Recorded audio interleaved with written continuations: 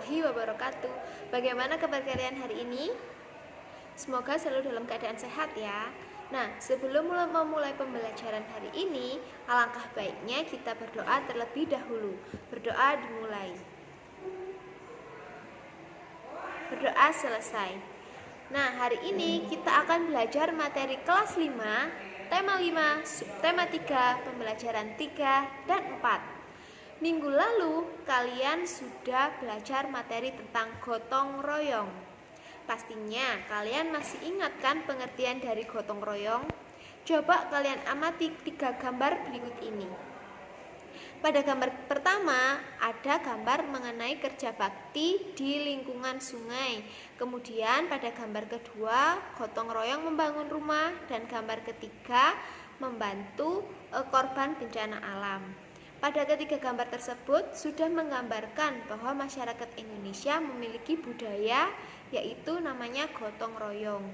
Budaya ini sudah ada sejak lama dan sudah turun-menurun dari generasi ke generasi. Coba kalian baca buku teks bacaan pada halaman 113 dan halaman 123.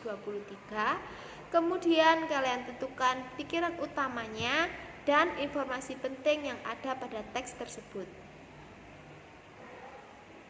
Nah, setelah kalian menentukan pikiran utama dan informasi penting, coba kalian buat peta pemikiran semenarik mungkin.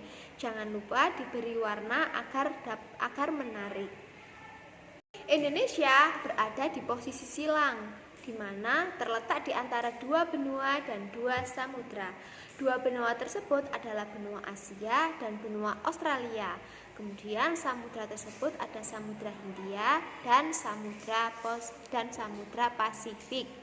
Letak Indonesia yang strategis ini memberikan pengaruh sosial budaya yang besar terhadap kehidupan masyarakat Indonesia. Bangsa Indonesia menjadi bangsa yang terbuka untuk berintegritas dan bekerja sama dengan bangsa-bangsa lain yang ada di sekitarnya.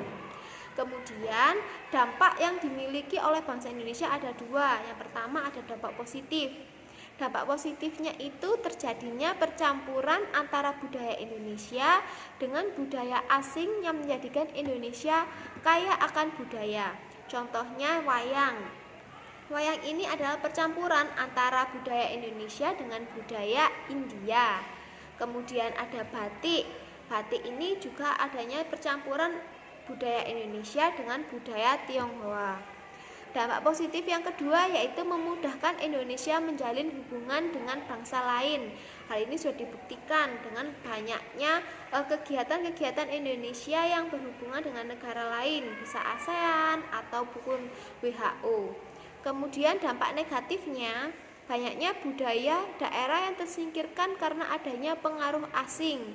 Jadi banyak juga budaya-budaya asing yang masuk ke Indonesia, yang akhirnya budaya Indonesia sendiri pun tergeser.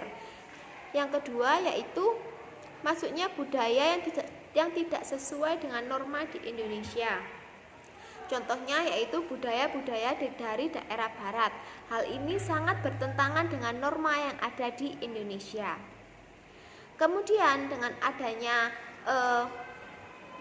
posisi ini juga memiliki potensi yang besar bagi bangsa Indonesia. Bangsa Indonesia biasa disebut dengan negara maritim dan juga negara agraris. Potensi yang dimiliki Indonesia sebagai negara maritim yaitu banyaknya pariwisata bahari, kemudian minyak bumi yang melimpah, dan banyaknya sumber daya alam dari laut, bisa rumput laut dan ikan-ikan laut. Kemudian potensi Indonesia sebagai agraris. Potensi yang dimilikinya antara lain yaitu ketersediaan lahan, tanah yang subur, iklim yang mendukung, dan tanah yang unggul. Potensi yang dimiliki oleh bangsa Indonesia ini biasanya didukung oleh komunikasi dan transportasi yang baik. Dengan adanya komunikasi dan transportasi yang baik, masyarakat dapat memudahkan untuk memenuhi kebutuhan hidupnya.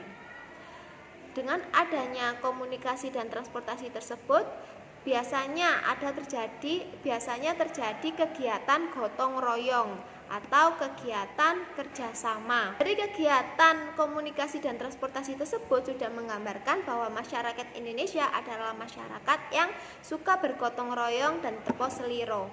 Gotong royong ini adalah kegiatan yang tidak membedakan ras, suku, bangsa, dan agama sehingga terbentuknya rasa persatuan dan kesatuan. Sikap-sikap yang menunjukkan persatuan dan kesatuan pada kehidupan sosial antara lain yaitu saling menghormati antar penganut agama, bergotong royong membersihkan lingkungan, bekerja sama membangun sarana umum, membantu korban bencana alam, dan menghargai keberadaan suku lain. Nah, sekarang kita simpulkan pembelajaran dari awal. Kita sudah belajar mengenai letak geografis Indonesia. Indonesia berada di posisi silang, yaitu antara dua benua dan dua samudra. Potensi yang dimiliki oleh bangsa Indonesia pada negara maritim antara lain yaitu tempat pariwisata bahari yang menarik, kemudian sumber daya alam laut yang melimpah.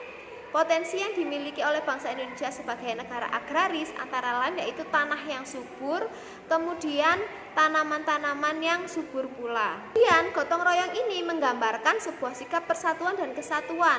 Contoh sikap yang menggambarkan persatuan dan kesatuan antara lain gotong royong membersihkan kelas, gotong royong membangun jembatan, kemudian bekerja sama membangun rumah, dan lain sebagainya. Sekian pembelajaran hari ini, saya akhiri. Assalamualaikum warahmatullahi wabarakatuh.